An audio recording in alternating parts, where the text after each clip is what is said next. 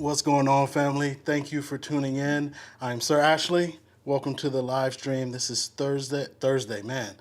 February the 6th on Monday. I just got confused with my days. Thank you for tuning in. I got 13 people watching. I appreciate you. Today we are going to talk about how mortgages have gotten more costly.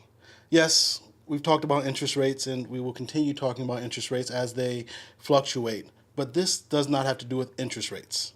This has to do with mortgage fees and the background cost that Fannie Mae and Freddie Mac has imposed on lenders that's going to cost you because they're going to pass that cost on down to you. And how to structure your loan and what you can do to position yourself so you're not impacted as much regarding these fees. On this channel, we talk about real estate and personal finance. So we talk about money, and this is going to definitely impact both real estate and your money, when meaning how much is going to come out of your pocket when you got to buy a home. Now, I do have a guest. He's been on the channel before, Ortez Fields. Let me bring him up. What's going on, brother? Hey, brother, how you doing today? I'm doing well. Feel free to leave a comment, write a question so I know it's a question. Everybody that's watching, thank you for hitting the thumbs up. I greatly appreciate it. Ortez, Yes, loan sir. level price adjustments is what it's called. Yes. So, just to double back, because I was in the background, Yeah. this kind of does affect interest rates. Okay. So it's not necessarily a cost that's going to be up front, but it's something that, and I'll break it down as far as like what it means to people. And actually, I'll get into it right now. So Yeah, for let's the go. folks Come on. watching, loan level pricing adjustments, or in our, how do I say, our business, we call them LLPAs, right? Just acronymed it. The thing is, they're not new. They've been around since April of 2008.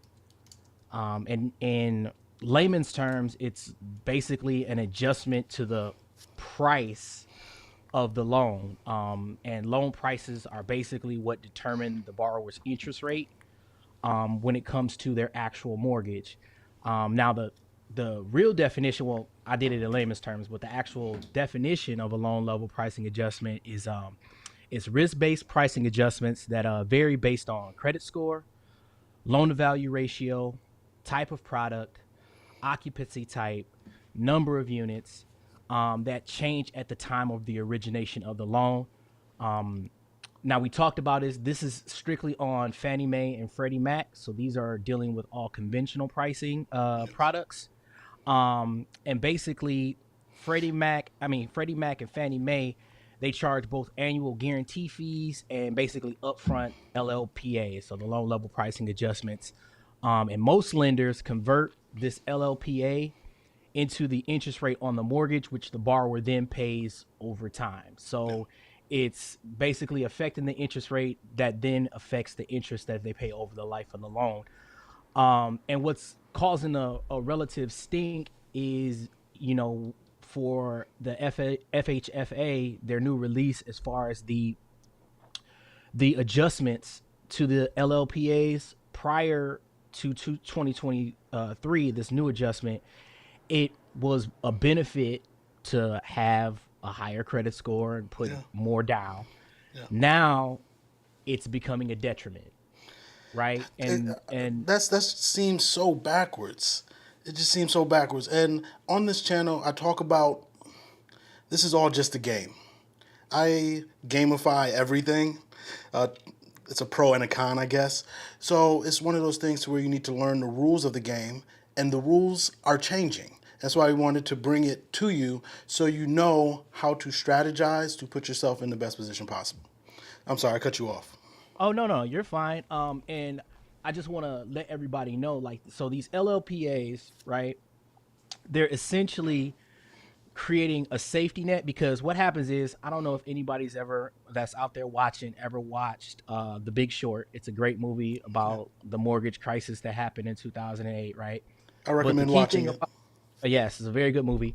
But the key nugget in that movie was talking about mortgage backed securities, Mhm. right? So what happens is on a secondary market, investors buy these chunks of mortgages and they make money off of it. And what happens is Fannie Mae and Freddie Mac sell these mortgages to investors that buy them. Now, the reason for these LLPAs is because, let's say, for example, you put down more money than normal. Like, so in typical case, conventional, if you're not a home ready or home possible, you're putting down a bare minimum of 5%. Yes. Well, in the past, you put down more, so that way you don't have what's called private mortgage insurance, but then also you don't pay any interest over the life of the loan. Well, because times are so uncertain and because the market is so unstable, investors are losing money. Yeah. So to counteract it, Fannie and Freddie are saying, well, we have investors that want to buy this and take this off of our hands, but they still want to get compensated for that money that they're investing in to get this mortgage-backed security. So now they're punishing people for basically doing the right thing. And I mean, we'll get down the line as far as there's always tricks around it, and I'll explain it later once we get to that point.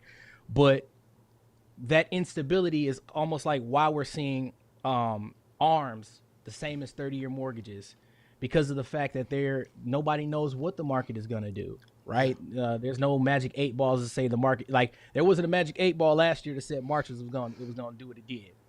So from what, 3 to 7? Oh God, yes. So That hurt a lot of people.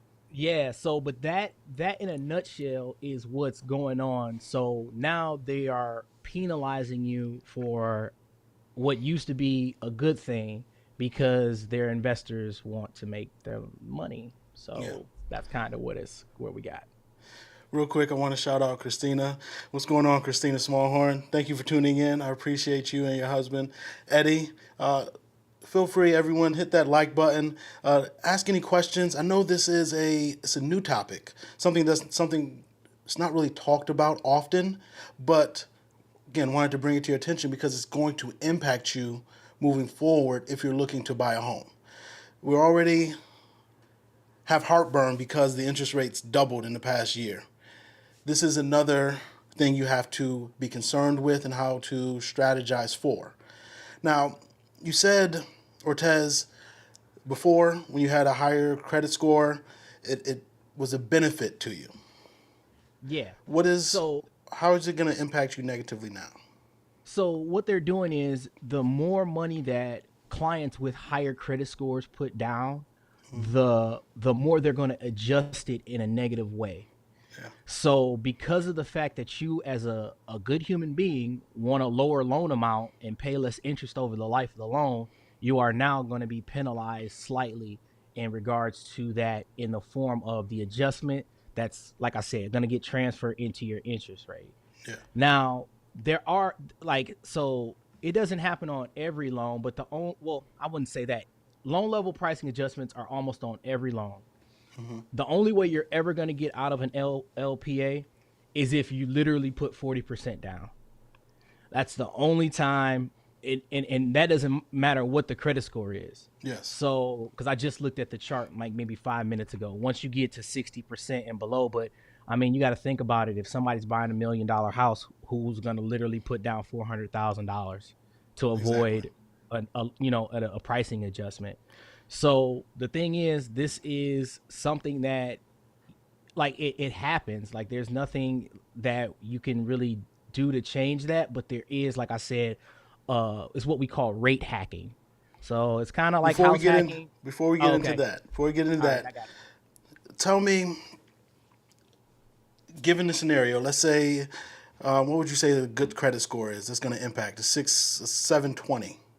720 is like kind of like if we're talking about the biggest jump, I believe it's at 740. 740. I believe, yeah, it's at 740. Let's see, what is that difference from what it was before to what it is currently, and how it's impacting every day, or is that I know I put you on the spot. No, I know, but I'm trying to find, because I don't have the charts in front of me. Because I don't have. Hold on, let me see. Google. I just want you to see, people watching, the difference in real terms and real dollars amounts, because I know we're talking not figuratively, but just saying how it will impact you. But when we put it pen to paper and talk about how much it's going to cost you, not only up front, but over the life of the loan, it gets pretty significant. All right, It gets so very significant once you add it through the let me life of the see. loan. All right, so this is what it's gonna take into effect. Hold on. Sorry, I'm trying to find. Okay, so now, so let's say for a person at that 740 threshold,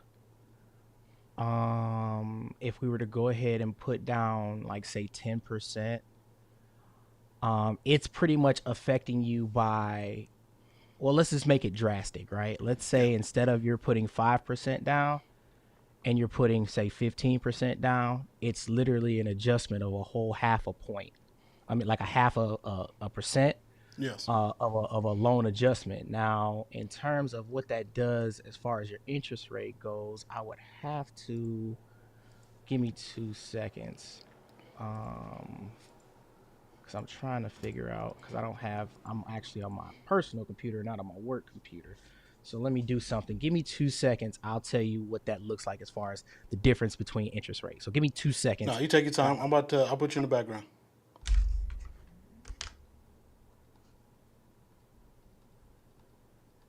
I'll try to put you in the background. Hold on. No I'm over problem. here. There we go. Sorry. Technology. It gets the best of me sometimes. Um, Feel free, leave any questions you have. I'm going to try to bring you one live stream every single week. This week, month of February, Shahida Hill is bringing you 2 live streams every single week. I don't know how she does it. Last week, she did like a whole week straight, which was quite amazing. But I want to take this time to thank you all. We got the numbers back regarding, so I'm in Charlotte. I'm in the Charlotte area, and we got the numbers back from 2022 and production. And because of you, because of just the support you all have been providing myself and my team, me and my team were in the top 2% of real estate agents right here in the area, which is over 22,000. Now, I know top 2%, that's a weird number. They wouldn't give us the exact number. I wanted to know like what number we were. They just said top 2%. So I'll take it, and I am thankful for you all for allowing that to happen, allowing me to just serve you all and provide you this information. So if there's anything you all want to learn about or talk about regarding personal finance or real estate, please, I'm my ears are open. I want to know what's on your mind so I can tailor the content to provide for you something that you're interested in. So yes, I try to do a daily housing market update in 60 seconds for the weekdays throughout the week when I'm not doing a live stream. And it is hard to get all the information for that day within a 60-second time crunch. It's a challenge, but I actually enjoy doing it, Matt. So thank you I'm glad you appreciate it. I try to, again, there's a lot going on, and to narrow it down to just 60 seconds without really giving it its full context, because you can provide information, but not give that full context, and you lose the context in that 60 seconds. So I'm trying. I put it out on YouTube, also on Instagram. Follow me on Instagram, Sir_real estate. What's going on, Michael? Thank you for tuning in. Yes, thank you. Thank you. Reach out to me, my team. We're here to help. We are in the middle of transitioning, creating an app to streamline the process of communication. Because right now, people reach out to me, email, direct message. It's just various ways people getting a hold of me. I'm trying to streamline that through an app to where it's just one-on-one communication, and you can search for homes all on that app as well. As soon as it's done, I will let everyone know and show you how you can download it and have access to it, and just have access to me. I won't say all hours of the night, but throughout the day, we can have a personal conversation about your home, what interests you. Thank you. Thank you. I appreciate the love. Thank you, Debbie. So right now we have 41 people. For those of you who are new, just tuning in, we are talking about loan level price adjustments and how it's going to impact the out-of-pocket cost up front when you're going to buy a home, but also how it will impact you over the life of the loan. We're going to provide a real-world example of somebody with a 740 credit score, because traditionally, the higher your credit score, more down payment you provided, you got a lower rate because you've shown that you've been responsible, less risk. Well, now, because of the uncertainty in the market, investors still want that return. And in order to get that return, they're going to have to add on fees, and they're adjusting.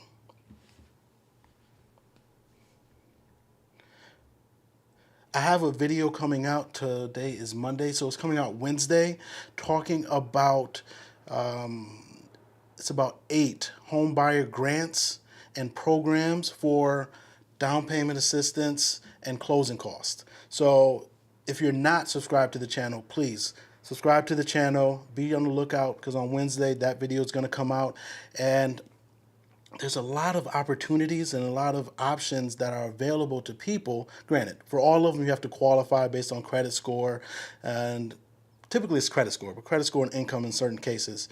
There's a lot of opportunity available.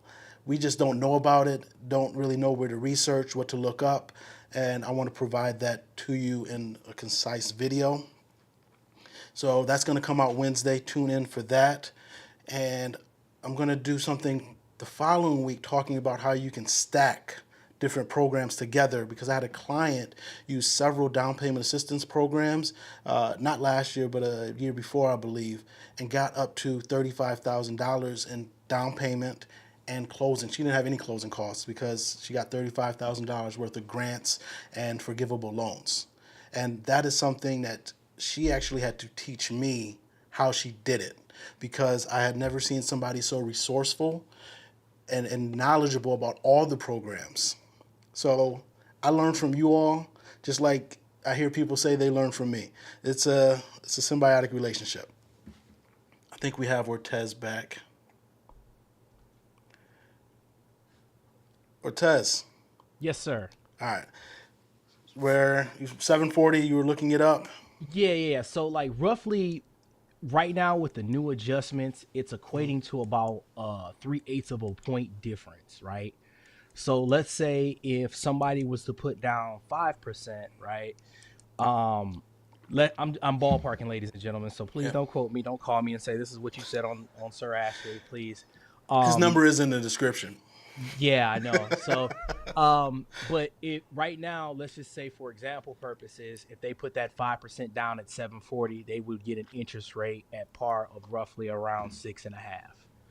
Where if they were to put more down, let's say once they got into that 15% threshold, their interest rate now jumps up to a 6.875 or even a 6.99. So For that putting 3/8 more money down, because putting more money down. the investor's not getting as much money because they're lending less money. I Exactly. got you. I got you. So they're making up for the fact that you are being diligent with your savings and not wanting a higher mortgage payment, etc. Whatever the reasons are that you would like to put more money down, they are now adjusting it negatively, where in the past it used to be the opposite effect. So that's, and obviously I believe it goes into effect. I think they said the effective date. Um, I think it's May the 1st is that effective date, I believe, because I think I'm looking at that right. Hold on, let me see. Because it came out on the 1st of this month, and this matrix is effective for all whole loans purchased on or after May the 1st. All right, so yes, so for anything up until May the 1st, I think you're still grandfathered into the old, but I priced it out with the new, and that's what's coming down the pipeline. So I have people telling me they're going to wait and everything, and you have to do what's best for you and your situation. I'm a firm believer in that. However, just know that you're going to have to anticipate and deal with these challenges. And Matt, I see your question. I'm about to bring it up, and Ortez is going to answer it. What's The question is, let me bring it up.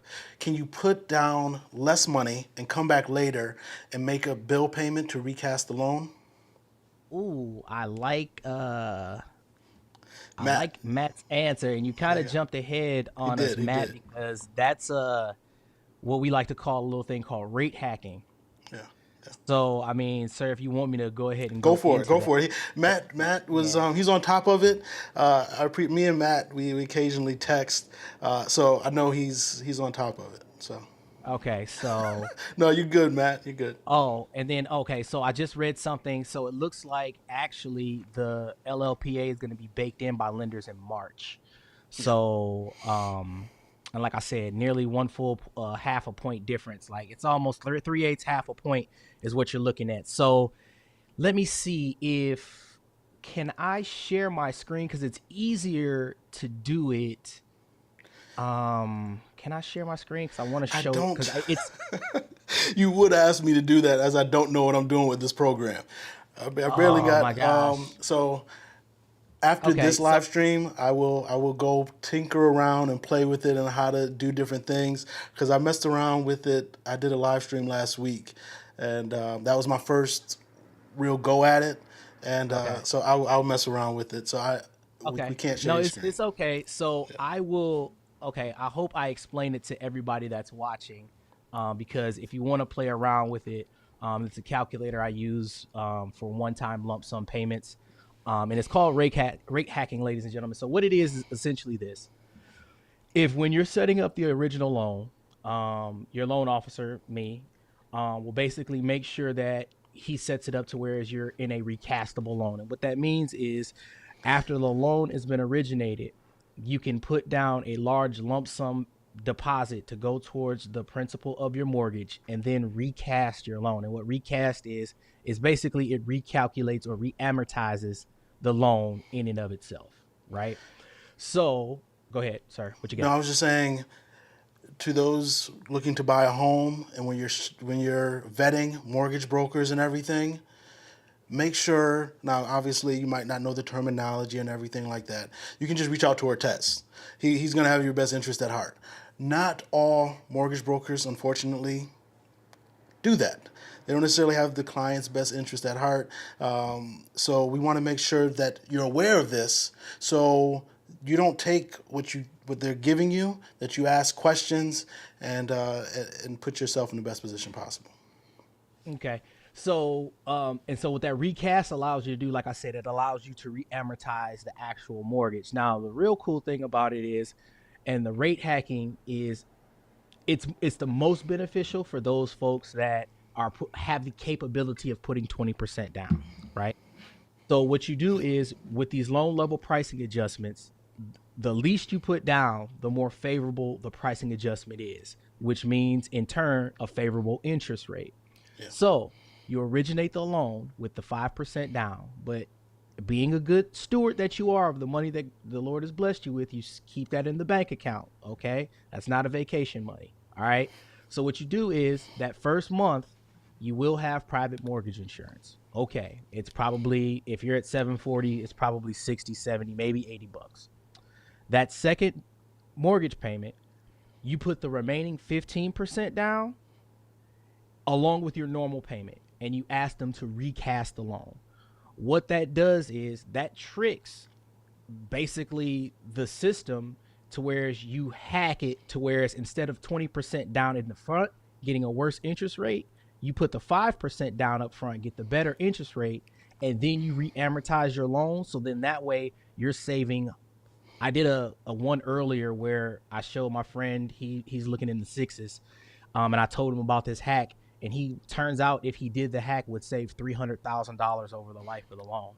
So instead of with these new adjustments that are coming in the form of an LLPA, knowing this trick really does help because it makes the decision easier. Now, if you have to put down the money up front to make the loan work, that's what we have to do. But if we can make the loan work with the lesser amount down, and then you make that additional payment within the next month or so to Mm-hmm. get rid of the PMI, like I said, it'll only be for a month or two, and then recast the loan, you're looking at saving yourselves thousands. And then the cool part, let's not even talk about if you recast it and keep the same payment, you can easily turn a 30-year mortgage into a Too. 20-year mortgage, depending on Yeah. how big the mortgage is. Yeah. So, that's obviously a scenario I'll go over with you if that's a bridge we have to cross. But we definitely want you to know that these tricks are out there that people can't take advantage of. So Matt, right? That was the man who Yes, asked the Matt. Yeah, question. correct. Matt, thanks for the question. You put me on the spot, but you got us ahead of schedule. So Yeah. I No, I appreciate it. And I appreciate hope it. that answered your question, Matt. So, Martin, what's going on, Martin? Thanks for tuning in. Martin is a homeowner here in Charlotte. He is one of the reasons that my team and I was in the top 2% here in Charlotte this last year, as far as real estate agents. So, thank you. I appreciate you, Martin. Thank you for supporting me and helping me out with other things outside of real estate. He says the market is moving against buyers fast, and all fall, I was telling people to get in where you can fit in. It was very, very slow. And you could get things that you could not get for the past 2 years, 2.5 years. And I'm not saying everything's gone, don't have any hope, because I just put in an offer today and we're getting what, $9,000, $8,000 of seller concessions. So we're still getting seller concessions. But the way the market is, at least in the median price point, now everybody's median price point is going to be different depending on where you are in the country. For the median price point home in the Charlotte area, right around 400, anywhere from 350 to 425, it is very competitive in that market for homes that are move-in ready. And when I say very competitive, no, nobody's offering 10, 15, 20,000 above ask just yet. But there are multiple offers going on right now in that price point. So please, I'm not going to say, again, work on your schedule, but you may have to move a little bit before you're 100% comfortable, simply because spring buying season is real. When the kids get out of school and everybody goes shopping is real, to where you don't want to go against, if you know your situation, you don't want to go against people with a ton of capital that just sold their home and has tons of money to be able to put down for due diligence, when you only have, or you only want to put down $5,000 or $8,000. So again, you know your situation. Be wise. I have a question from Crystal. She asks, does this new rule apply to all loans or just specific loan types? You did touch on this, but please, can you answer the So, question? so this the loan level pricing adjustments are strictly for Fannie Mae and Freddie Mac loans. So they're basically the conventional mortgages. FHA and USDA and the VA have their own fee, that the guarantee fee, the funding fee, the UFMIP, that deals with their lenders, I mean investors, to make sure that they are compensated in that regards. So this is strictly for the conventional loans. Now, conventionals make up just about a huge majority of the loans. I don't Yes, know the they do. exact percentage. I want to say at least 80 something percent. I could be, It's something around there. I can't yeah. remember. And then let me just double back. Like I said, we want to make sure when you do the rate hack, just make sure that the recast option is in the loan before they close, before it closes. But obviously, I would make sure that there's that recast option, because not all lenders allow a formal recast, but any loan officer worth his weight is going to make sure they put you in that situation if that's a scenario that we cross. Um, and then however you can rate hack with or without the recast, if you do an auto pay, right? So you can still, if the recast doesn't happen, all you're doing is basically shortening up your term. So like I said, like if you put that lump sum payment down, get rid of the PMI, because at 80% on a conventional mortgage, you can request the PMI to come off. And then if you don't recast to where it changes the payment, at least you know that that's going to change the term of your loan by putting that remainder up front. So, but yes, Miss, what was her name? I'm sorry. I'll make That's sure Crystal. Crystal. Yes. Okay, yeah, Crystal. So this is just with conventional mortgages, Fannie Mae and Freddie Mac backed loans. So that's what this is applying to. One more question from Regine. Can you recast if you're locked into an interest rate? I mean, that's if the recast option is there, Yes. right? So they'll re-amortize the loan at the exact same interest rate. So So that's what the your interest recast rate is option. not exactly. It's not changing. You're Yeah, not not refinancing or anything change. like that. They're just recasting it with the principal that's due at that time. Yep. So the interest rate will stay the same. It'll just recast it and re-amortize it with the new loan balance that it has. Keep the questions coming. This is for you all. That's why we're here. Michael asked, this may be a silly question, but if you're coming into the mid to high sixes credit score with this change, how would it impact you if you have a mid to high sixes credit score? So, I mean, for a person like a mid to high sixes credit score, we would at that point depend on which program product would be better. Maybe it might be better to go with an FHA loan, depending on what adjustments, because typically the higher the score in a conventional, the easier it is. Like, so there's tiers. So if you're looking at like 680 to 7 to 720, 720 to 740, 740 to 760, and then beyond. So it's somebody at a 680, that would be, then I would say, hey, well, this product might be better than this product. Or, so it really just depends on, looking at the products, looking at the programs and finding which one that fits. So maybe at a 680, it might just be beneficial to go with a FHA mortgage. It just really just depends on, because the thing is, like, there's an adjustment for a condo. There's adjustments for if you're buying a 2 unit, if you're buying a 3 unit, buying a 4 unit. Like, so the scenarios, like I said, the only time that this doesn't exist is if you got 40% coming down.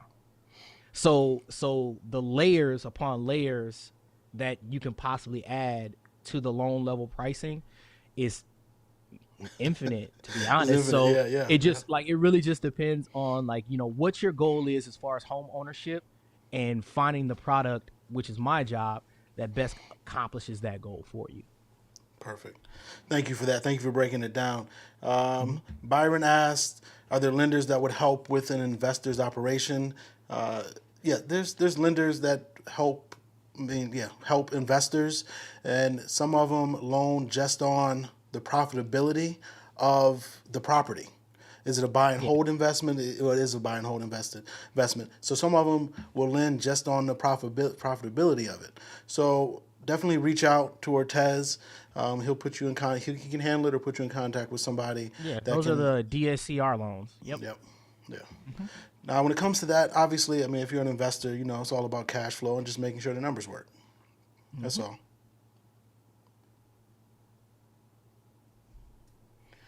Martin says, circling back to your point earlier about moving faster, would it be wise to wait if the buyer is confident they can increase their credit score into a higher tier or bucket? So, because I try to be a jack of all trades. If I see that there is a possibility for us to increase your credit, I'll do it while we're in process.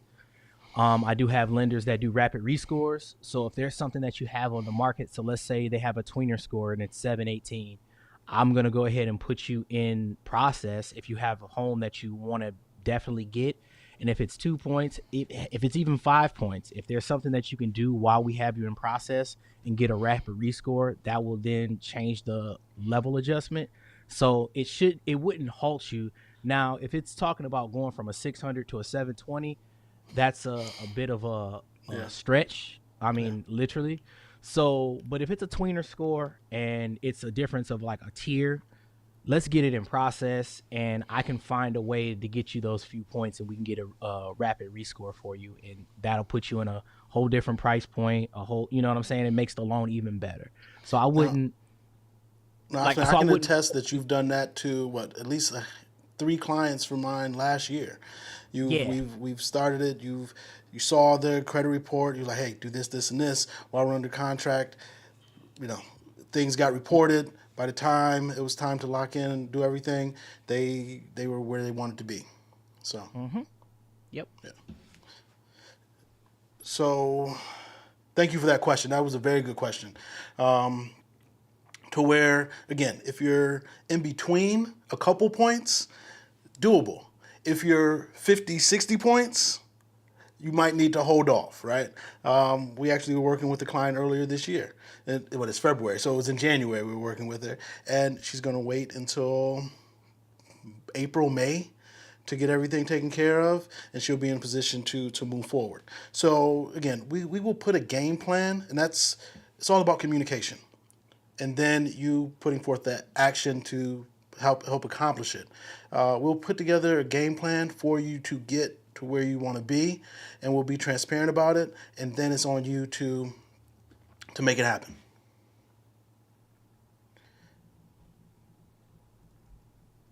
One second, going back, seeing if there's any questions I missed.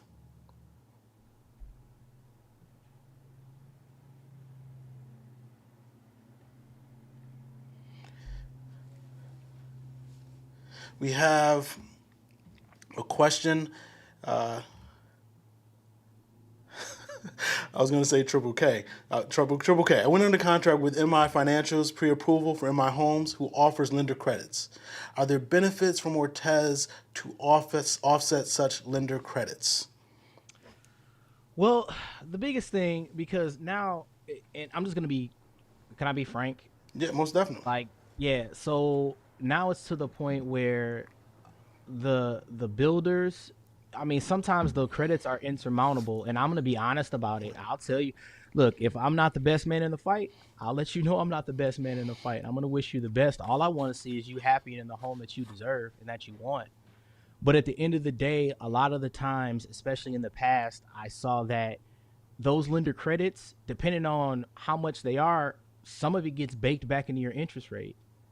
So the biggest thing is, with it being baked back into your interest rate, what are you paying over the life of the loan? So if you saving 8 grand up front causes you to pay 100,000, 150,000, $200,000 over the life of the loan, that's a choice that you have to weigh, right? Because maybe the money up front is more important than you than over the life of the loan. But if something over the life of the loan, the money that you quote unquote don't see, but you'll feel it. Like, You feel it, imagine yeah. if you had over 30 years, $200,000 back in your pocket. So that's really just the option. But like I said, we've seen, like I said, Sir Ashley and I, if a builder's giving you like 50 grand, oh my God. I mean, I had a what builder more can give I? 64,000 in December. Now, granted, Yeah. it was a high So purchase. It was a high purchase price property, so they were able to give more. But yeah, 64,000.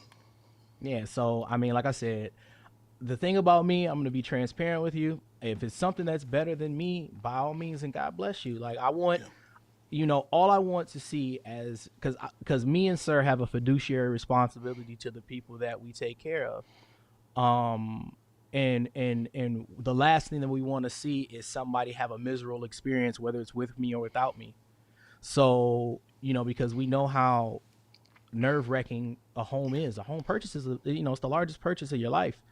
So it's something that you would want to talk to somebody like myself to make sure, like, hey, if you're in the best spot possible, I'm gonna let you know. But if there's something I can do to help you out, that's better. I'm going to do that as well. That's my fiduciary responsibility to you. So So a lot of these new home builders, they had an excellent month in January. Excellent. Between interest rates coming down and based on a report from National Association of Home Builders, 80, I think it was like 85% of them did rate buy downs. So they bought down the rate to where it was extremely attractive. A client went under contract, another client of mine went under contract yesterday, and the builder gave her a 499 over 30 years. It was one of those things that she couldn't pass up. It was a rate buy down to 499, and they gave her $10,000 in closing costs. yeah, So and she's coming out of pocket with nothing as far as closing costs, and a rate of 499 over 30 years. yeah, and I mean, but the biggest thing is, like, and let me just double back real quick, Mm-hmm. because The biggest thing is making sure you actually have a real loan estimate. You know what I'm saying? Because at the Good end of point. the day, any anybody could tell you, hey, I can do this, that, and the third, but until you get that loan estimate that says locked on it, it really, it doesn't mean a thing. So when you have that and you have that concrete evidence that, hey, this is locked, I'm in process, yada yada yada. If that little box doesn't say locked on it, and it's left blank, then you're floating it. That's something that you're gonna have to address once it's come to closing time. So making sure that once you get in the process, you get the locked loan estimate, and then you go from there, and then that way we can see like what's really real, Yeah. because until it's locked, it's not real. Yeah. So, Rose, thank you for your question. We did touch on this, so I believe I know the answer, but I'll let Ortez answer it. She says, this is Rose, she has a lender telling her to put down only 5% when she has 20%. Is this sound advice? um well, then because we kind of talked about it. This is Yeah. the rate hack, right? Yep. So what, her name was Linda, right? Rose, this is Rose. Rose. I'm so sorry, Rose. I did not mean to confuse you. You just, But yes, Rose. Yes. So putting down the 5% probably puts yeah. you in a better, like I said, interest rate. So then that way you can do the rate hack. And like I said, if it's a recastable loan, you want to ask if you have a recastable option. If not, you can put that difference down to whereas it will basically lower the principal, get rid of your private mortgage insurance within like a month or so, and then essentially knock off some years in terms of what's left as far as paying out on your mortgage, in that regard. But yeah, but like I said, when I double back, because like because we've all run into lenders where they love handing out like the fee sheets and stuff, and that's kind of dangerous. Yeah. So it's really key to make sure that getting that locked loan estimate, and Rose, in your case, making sure that whatever it is that you're doing, making sure that it's locked, is the biggest standpoint right now. Because until you get that, I mean, I hate to harp on it, but that's real. Until you Yeah. get that, there's you know it's kind of just smoke and mirrors at that point. So real quick, Matt mentioned my daily market updates. Last Tuesday, Wednesday, I gave a pro tip regarding interest rates and considering locking after Jerome Powell spoke. After he spoke, rates went down to 5.99, under 6%. And then since then, they've gone up. They're not in the fives. So those of you who took that pro tip and locked in on Thursday, you are the big winner for the past week because they're at 6.18 or 6.2 right around now. But if you locked in at 5.99, so if you do not subscribe to me on Instagram or even watch the shorts or reels on here, please, please check those out because I try to give you nuggets of advice and insight because while I didn't know exactly what would happen, I was going off of past performance. Every time he spoke, rates came down because the market doesn't believe him when he talks tough. So again, that would have saved you thousands of dollars over the life of the loan. Thank you, Matt. Martin says, can we revisit spring buying season? Are there really any seasonal windows that buyers should be aware of? Sorry if this has been asked. No, so there are definitely seasonal windows that buyers should be aware of. Springtime is when everybody is comfortable buying. Like I say late spring, early summer is when everybody's comfortable buying because school is about to end if you have a family and everything. But that is the most competitive time to buy. It is very competitive because you're going against so many other buyers in the market. In my opinion, now I'm not trying to say don't buy any other time of the season, but the best time to buy any other time of the year, best time to buy is August, September, right after, because typically people that have moving for school and everything, they would have done so already. They don't want to move like right in August if they could avoid it. So August or September, school has just started. Everybody pretty much knows where they are, where they're going to be for the school year. Or November, December. Now, November, December, there's going to be less properties on the market because not many people want to be inconvenienced by showing their home and having to leave during the holidays. And if it's cold out, you don't want to deal with that if you don't have to.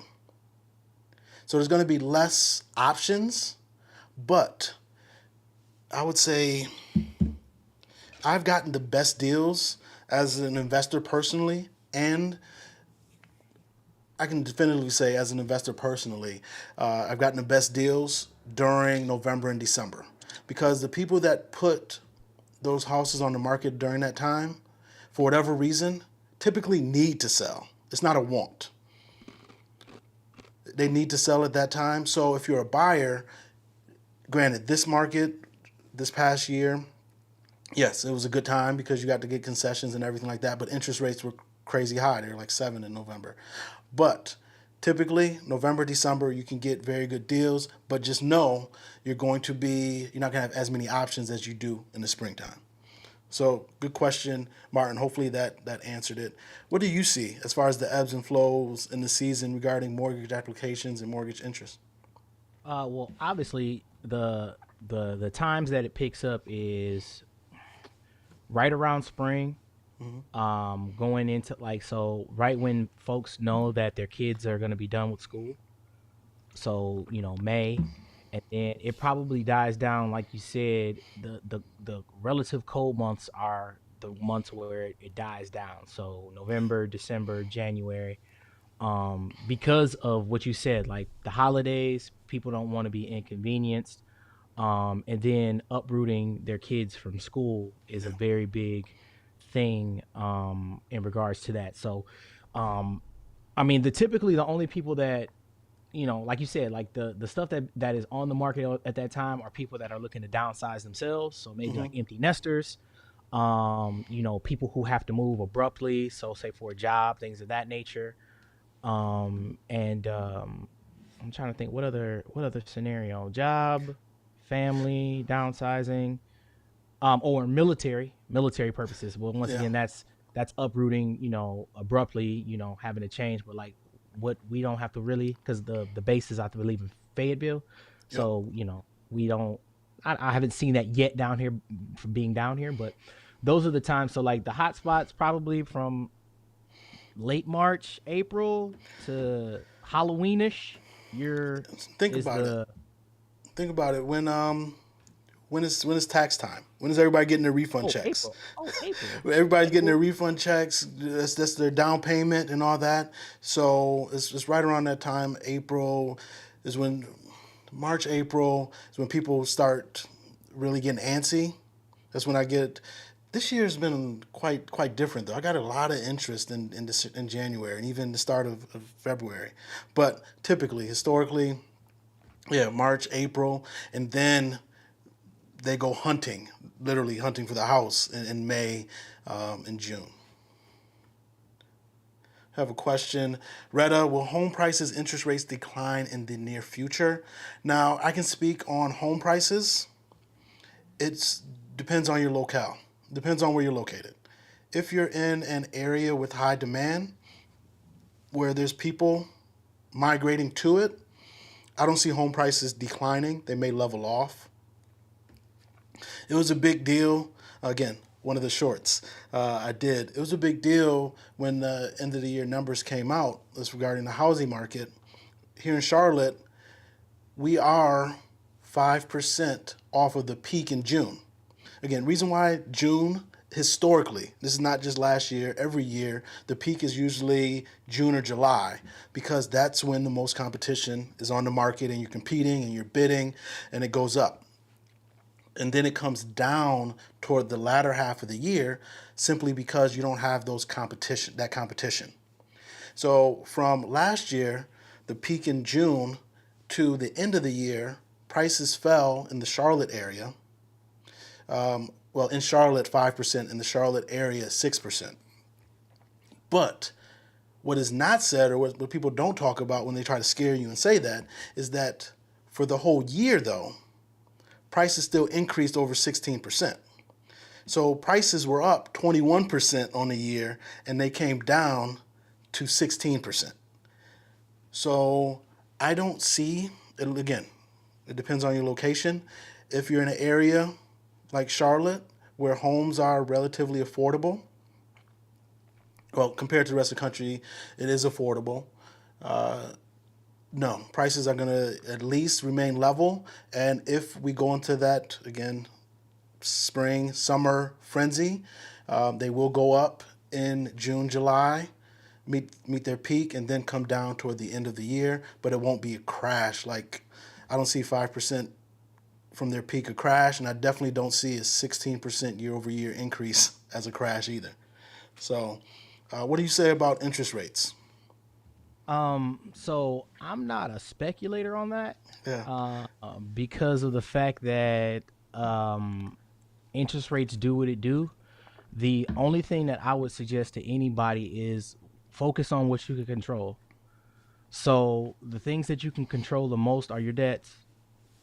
Like, I don't, as many plans as I've told you I've put together for folks, the easiest way to increase your affordability is to lower your debts. Yeah. So that way you're not reliant on the market for the interest rate to drop, because you can always refinance. If the interest rates drop, you can refinance and lower that payment. But the thing is, if you're going to hope and pray that the rates do drop, my question would be, what did you do when they were 3%? That is what What did I, you do? I ask Would people. what did you do when it was 4%?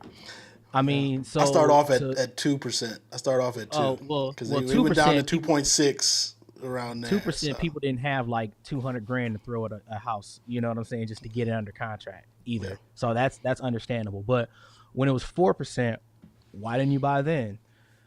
So I would say right now, don't bank on the interest rates going down. If you are going to wait, if you're adamant about waiting, make sure that your credit score is where it needs to be. Your debts are virtually low, if not non-existent. Like, some things you can't get rid of, like, hey, student loans, a brand new car, whatever, right? But if you eliminate as many of these small debts as possible, you'll be amazed at how, like, let's say $200 in credit card debt that I can apply to a house will do for you, as far as putting you in a different price bracket. So, now, real quick, just talking about yeah. strategy, Mm-hmm. there's ways in which you can lower your debt to income on paper. Let's say you're game planning, husband, wife, buying a home, and the car is in the wife's name, but the wife wants to apply for the mortgage and get the mortgage in her name. Well, we can, if the husband's credit is decent enough, good enough, you can refinance, or the husband can get the loan for the car. So that makes the wife looks more appealing regarding the debt to income ratio if we're just using her. So there's Mm-hmm. different ways in which you can look good for the lender and reduce your debts, so you can, quote unquote, either qualify for more or just qualify for that property. Yeah. So I mean, that's obviously that's one little trick, but I Hmm. mean, the biggest thing at the end of the day, no man on this earth can predict what the interest rates are going to do, or woman. So the best thing that you can do is focus on what it is that you can control, and then work from there. And obviously, once you find something that you like, that's in your price range, because the thing is, your price range will change with the lower debts that you have. So, you get to that point, and once you're in the house, you're more than welcome to refinance it. Nobody says you have to stay in that loan for 30 years if the Yeah. interest rate goes down. So, focus on, like I said, making yourself as, financially savvy and financially, sound as possible. So that way, I have a blank canvas to work with. And that Um, and the biggest thing is, hold on, I meant to chime in. you And then, good? like I said, working with a lender, who looks at the whole picture is key. So I look at, sir, tell you, I look at everything for folks. I'm like, hey, what's this? What's this? What's this? Okay, we're gonna do this. We're gonna do this. We're gonna do this, because we ultimately want to put you in the best spot possible. Because, like I said, I know how important this is to folks. Yeah. Owning a home is very important. And we want to make sure it's easy and as seamless as possible for you. Perfect. Mary asks, do these changes apply to refinancing as well? And so that's the first question. It depends on what kind of refinance it is. If it's a cash out refinance, like if you're taking equity out, the LLPAs will come into play. And then it depends on, if I'm not mistaken, the loan to value of that cash out. Let me see if it's a rate and term. Let me double check real quick. Give me 2 Thank you for the seconds. question. We're going to ask a couple more questions, and then we're going to wrap it up for the evening. I have a video coming out Wednesday talking about homebuyer grants and programs that will pay for your down payment and or closing cost, just the options that are available to you, and how you can use it to your advantage and possibly stack various options. So what I'm looking at, because I'm looking at the new, I believe, because I'm looking at all the titles, I think the biggest thing is just with the cash out refinances is where you get the biggest loan. Yeah, it's basically limited cash out refinances and cash out refinances is where the LLPAs take the biggest effect. If it's like a regular rate and term, you should be fine. I'm just, like I said, I'm looking from the matrix right now, and it's based on if you're taking equity out of the property is when it kicks in the most. So purchasing and cash out refinances is when they hit the most. Perfect. Yeah, Retta. The areas that I see home prices declining right now and have been declining since June the most are pretty much all out west. All out west, California, Idaho, different parts of Texas, Austin for one, has seen a huge drop as well. The East Coast and even the Midwest has not seen significant price drops that are not typical for the season. So I don't really see that huge drop or decline in prices that other YouTube channels claim is going to happen or has already happened. It's more so properties out west in California and everything.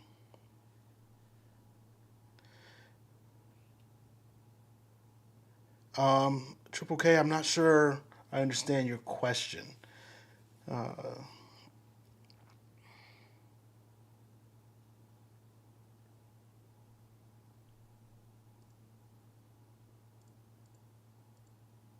yeah, I'm not sure. I don't understand your question. I'm sorry. So thank you all for tuning in. If you don't have any more questions, I'm gonna let Ortez go on with his evening so he can chew some more ice. Hey, I only do it because you got me waking up at 5 in the morning, so I got to make sure I That is stay true. hydrated. That is true. That is true. If any of y'all want to join the 5 a.m. club, it's something that you should all look into. It is it's like a 4:15 club, but we let people pass around. If you get up at 5, that's fine. That's fine. But don't get me wrong. I'm in bed by like 10:30 every night as well. So Yeah, I was gonna say it's our bedtime, man. yeah, no, I'm in bed early. Again, I want to thank you all for just your support and just reaching out. You don't understand. I have personal relationships with some of these people that have commented, Martin, Matt, just little things that you never know what impacts somebody's day, and the little gestures you all make greatly impacts my day because nobody feels great 100% of the time, right? And some deals fall through. In fact, just last month I had 3 or 4 deals fall through because when we went under contract, interest rates were significantly lower, and now we go to closing and they can't qualify for the loan. I had 4 contracts go haywire last month, but it was my other clients that just kept me grounded and knowing why I do it, right? So there will be challenges and bumps in the road, but again, I appreciate you all for just the support you all provide and the questions and the family. So, anything you want to say? How can people contact you, Ortez? Your information will be in the description. Yeah, it's I believe my information is in the description, but feel free for anyone to reach out to me. I'm here. I'm licensed in North and South Carolina as well as Michigan. And then there are a few other states, Texas, Colorado, Florida, Ohio, I think Arizona, but don't quote me on that. I can help you out as well. But feel free to give me a call. My direct line is 517-881-8352, or you can reach me at ortezf at mortgage-partners.com. Feel free to reach out to me. Like I said, if we're talking about a game plan and you want to make sure you're ready, or if you're ready right now and you want to go ahead and get a pre-approval, feel free to reach out to me, and I'll do the best to make sure that the team that is me and Sir take great care of you in your home shopping experience. All right, y'all have a good night. Thank you all. All right, have a good night, everybody.